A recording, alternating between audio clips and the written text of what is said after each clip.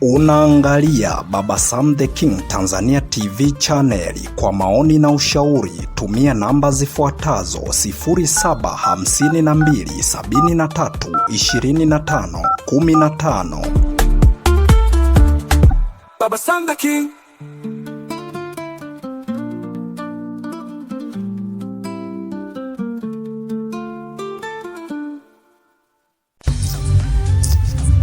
Mpenzi msikilizaji wa simulizi za sauti, karibu tena katika simulizi zetu za sauti ambazo umezoea kuzipata hapa, na hii simulizi si nyingine, ni simulizi yako pendwa kabisa ambayo inaitwa Dada wa Kazi na Bosi sehemu ya 10. Kwenye upande wa YouTube channel tunaitwa Baba Sam the King Tanzania TV channel, lakini kwenye upande wa TikTok tunaitwa Baba Sam the King channel. Kwenye upande wa YouTube tunachokuomba subscribe, lakini kwenye upande wa TikTok tunachokuomba follow, lakini kwenye mitandao yote tunachokuomba like, share, comment ili tuweze kupata mchango wa mawazo yako. Sasa tujikumbushe sehemu ambapo tulipoishia. Tulishia eneo ambalo tulimuona mazungumzo kati ya Sikununu pamoja na kijana Tobias Mavugwe, akiwa anajaribu kumwelekeza sehemu ambapo atakapoenda kushukia, na kutokana na kwamba huyu binti alikuwa na nauli yake, alikuwa na pesa yake ya kula njiani ambayo amepewa na mzee Bareke ambaye ni baba yake, lakini cha kuja kushangaza, chakula menunuliwa na Tobias Mavugwe na pia hata nauli amelipiwa na kupewa tiketi. Sasa Tobias Mavugwe alivyosema kwamba anampenda baada ya maelekezo yote, hapo ndipo mdomo au kinywa cha binti huyu wa kuitwa Sikununu kilitoa na chenyewe neno hilo kwamba nakupenda. Hapo ndipo ambapo ameporomoka kutoka juu ya ngazi akiwa anajaribu kuondoka. Sasa anatoka ndani ya gari, kaporomoka kwenye ngazi mpaka chini. Watu wakaanza kumshangaa, huku anaenda akiwa anaendelea kuchezesha mikono kwa furaha zote.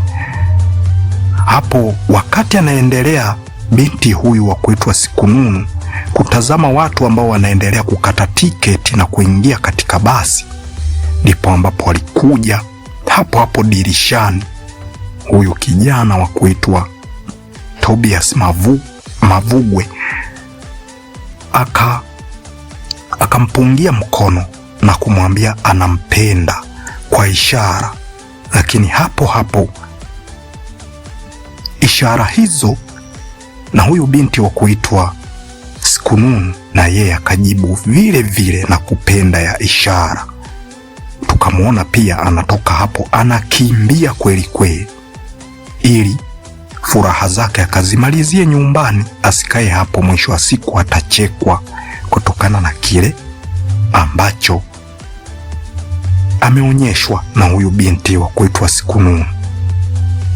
Sasa nikukaribishe sehemu yetu ya 10, tuendelee kuidadavua simulizi hii, tujue ni kitu gani ambacho kiliendelea. Baada ya kuingia watu ndani na kujaa basi, hapo ndipo ambapo konda aliingia moja kwa moja kamruhusu dereva ili gari ianze kutembezwa vizuri.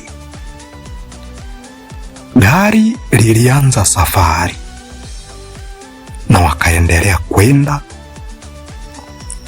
Sikununu alikuwa akiamka, anaanza kula chakula chake ambacho alichonunuliwa. Akigusa tu pochi anakuta pesa zake zote bado zimo na hakuna yoyote ambayo imetoka, na akijaribu kumtafakari huyu kijana wa kuitwa Tobias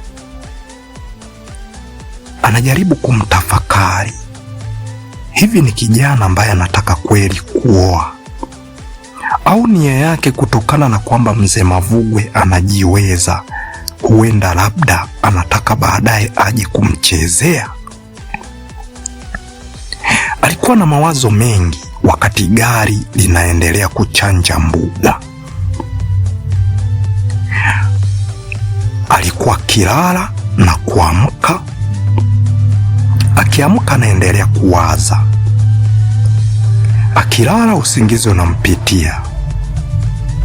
Anapojisikia anahitaji kula, anakula kile chakula ambacho alimwagiza. Alitaka kumwagiza na kumpatia pesa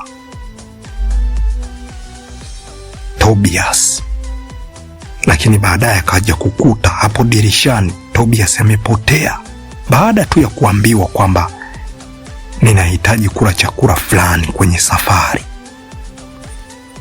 Kijana Tobias alipotea, na hatimaye baada ya muda mfupi ndo akamletea hicho chakula na kuanza kuzungumza naye awe makini huko mjini. Gari lilichanja mbuga mpaka mida ya alfajiri kama saa 12 hivi, ambapo gari lilifika mjini na hatimaye watu wakaanza kushuka. Konda baada ya kumuona binti ambaye amevaa kacha ambayo imeandikwa Sikununu Bareke, basi akawa amemgundua kwamba inawezekana atakuwa ndiyo yule binti ambaye aliagizwa kwamba asitoke ndani ya gari mpaka ahakikishe amempakia kwenye bodaboda ili iweze kumpeleka moja kwa moja kwenye duka liloagizwa la mzee Fares. Na kweli hicho ndicho kilichofanyika. Alimuita mpaka pale na kujaribu kumhoji huku akisema, we binti, ndiyo wewe ambaye nimeagizwa kwamba nitakapofika inatakiwa ukishuka utafutiwe bodaboda ili uweze kukupeleka kwa mzee Fares, si ni wewe? Ndiyo, ni mimi. Nimekuona tu kwa sababu wenzio wanashuka wanaondoka, wewe kidogo kawa unaangalia namna jinsi mji ulivyopambwa.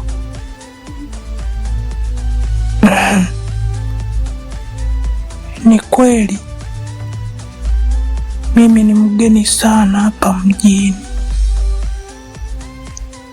na ninauona mji umepambwa na umepambika kweli. Okay, sasa nimeelekezwa na kijana wangu.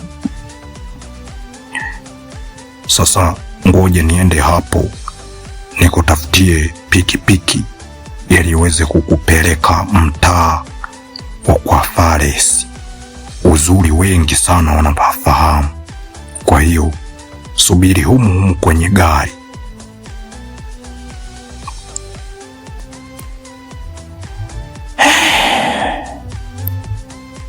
Sawa babangu, na kusubiri.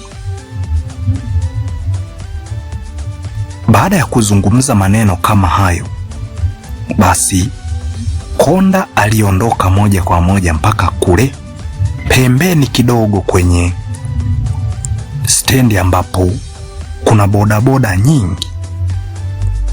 Hapo ndipo ambapo alipokuja nayo mpaka pale, na akaamriwa ashuke sasa ili aweze kwenda kupanda bodaboda ambayo ameagizwa. Na baada ya kushuka alibeba begi lake la mgongoni akakaa kwenye pikipiki, na hapo ndipo ambapo safari ilianza ya kwenda kwa Fares.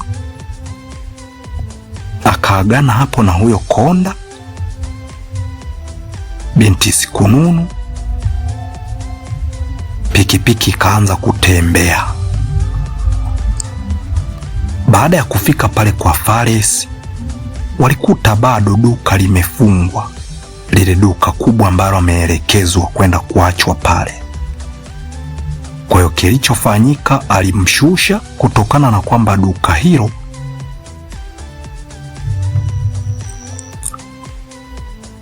lipo vizuri, lina sehemu pa kukaa, lina mabenchi, lakini pia licha ya kuwa na mabenchi, kwa pembeni lina msingi ambao mtu unaweza ukakaa, na hicho ndicho ambacho kilimvutia. Akaenda kwenye msingi, akawa ameogopa kabisa kukaa kwenye mabenchi, huenda wateja wanaweza wakawa wanakuja, maana ni mjini na hajawahi kufika. Kwa hiyo kabidi akae hapo. Alianza kupiga simu ya Zatiti baada ya kuona kuna mtoto mdogo ambaye ni mwanafunzi alikuwa anapita anaelekea shuleni, ambapo ni mkabala na hilo duka, sio mbali sana na shule hiyo. Ilikuwa shule ya binafsi ambayo ipo karibu kabisa na duka hilo. Hapo ndipo ambapo alipomuita ili aje amsomee namba ambayo ipo ndani ya simu, na alikuja kamtafutia jina Zatiti. Hatimaye akampigia Zatiti. Hakupokea simu, kwani ilikuwa bado ni alfajiri, saa 12. Hapo ndipo ambapo binti huyu wa kuitwa Sikununu alianza kuwa na mawazo.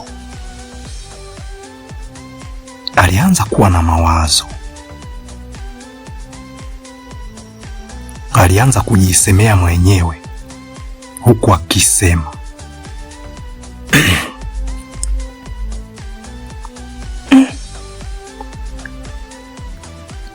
kufika mjini nimefika, lakini yule niliyoambiwa kwamba atakuja kunipokea, nimefika alfajiri sana, hajaamka. Hivi hapa si wataanza kunihisi kwamba mimi ni mwizi? Nakaa kwenye duka la mtu, watu wenyewe hata kuwepo hawapo.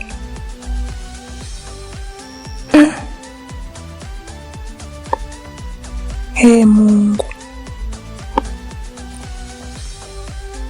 nakuomba unisaidie. Hivyo huyu Zatiti kweli atanipokelea simu yangu, au ndo nimekuja kuwa kituko mjini? Lakini niliwaahidi wazazi wangu mimi mwenyewe kwamba nitaenda kutafuta kazi. Sasa kama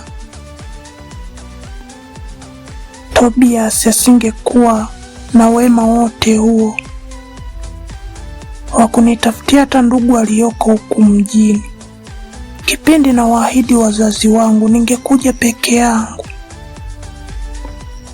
Hapo si ndo ningeonekana kituko kabisa.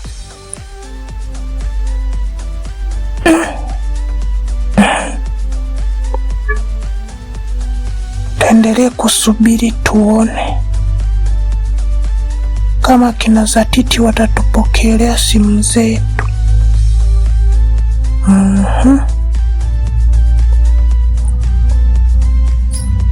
Baada ya kuwaza mawazo hayo, muda kidogo akaona kuna kijana ambaye amekuja hapo, ana funguo nyingi. alifika na kufungua pale katika hilo duka. Kupiga jicho pembeni, akakuta kuna msichana mrembo sana ambaye amekaa kwenye msingi, na pia amebeba begi lake dogo mgongoni. Sikununu akaanza kuwa na wasiwasi, kwa sababu baada na yeye ya kuwa anatazama huku na huku, akakutana na huyo kijana akiwa anakuja. Baada ya kufika tu kuingiza ufunguo kwenye kitasa, badala ya kufungua, aliendelea kumshangaa sana huyu binti. Amekujaje kujaje? Na huyu binti anataka nini?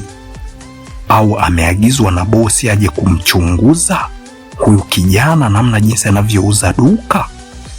Maana inaonekana ni binti mrembo sana. Kuna nini hapa? Alitafakari kweli akiwa ameendelea kumshangaa huyu binti, lakini hakupata majibu.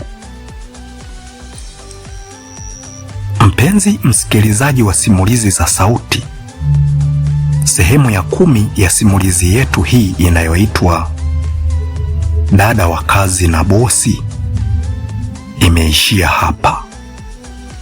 Kwenye upande wa YouTube channel tunaitwa Baba Sam the King Tanzania TV channel, lakini kwenye upande wa TikTok tunaitwa Baba Sam the King channel. Kwenye upande wa YouTube tunachokuomba subscribe, lakini kwenye upande wa TikTok tunachokuomba follow, lakini kwenye mitandao yote tunachokuomba like, share, comment ili tuweze kupata mchango wa mawazo yako. Tumemwona binti Sikununu baada ya kuendelea kuwaza hapa na pale, akiwa amejaribu kumpigia simu za Titi na simu yake haikupokelewa. Tumeona akiwa anawaza mengi kwamba anaweza kuwa kituko katika huo mji wa Mzayuni. Lakini anapokuwa anaendelea kuwaza, kuna kijana anafika akiwa na funguo nyingi nyingi. Baada ya kutazama huku na huko, akakutana na huyo kijana anakuja, na kafika pale kwenye duka, kachomeka ufunguo kwenye kitasa. Alipotupa jicho pembeni, akamwona binti mrembo ambaye amekaa kwenye msingi wa duka hilo. Sasa anaanza kumshangaa pasina kufungua hata hilo duka. Uona hisi ni kitu gani ambacho kitatokea? Je, huyo kijana atamfukuza binti Sikununu atoke hapo? Au nini ambacho kitakachotokea? Na vipi, Sikununu kweli atakuja kupokelewa na huyu Zatiti, au Zatiti ataendelea kumkaushia hatapokea simu yake? Yote hayo huenda tukayapata sehemu inayofuata.